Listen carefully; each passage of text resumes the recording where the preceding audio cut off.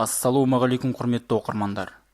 Түрі қорқынышты, сұлу емес. Роза Рымбаева қандай құдалауға ұшырағанын айтты.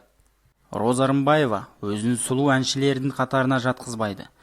Халық әртісінің мұндай байламға келуіне өнердегі әріптесі себеп болған.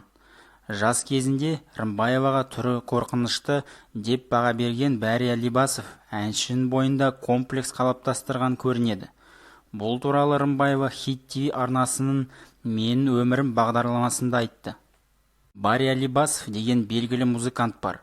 Сол екеуміз 1975 жылы Алматыда байқауға қатысып, мен жеңіп шыққанмын. Сонда Алибасовтың теледидардан сұхбат бергені бар.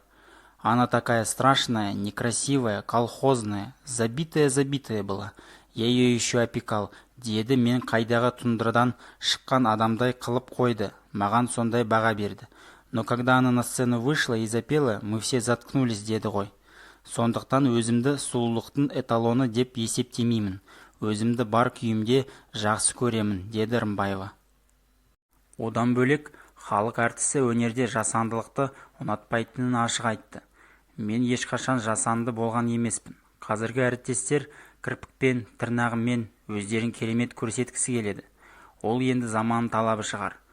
Тойларға барғанда қарапайым орташа киінемін. Әртіс деген атым бар. Одан да халықпен бірдей болуға тырысамын. Ал сахнаға кейде жылтырақ, үлкен көйлектер киесін.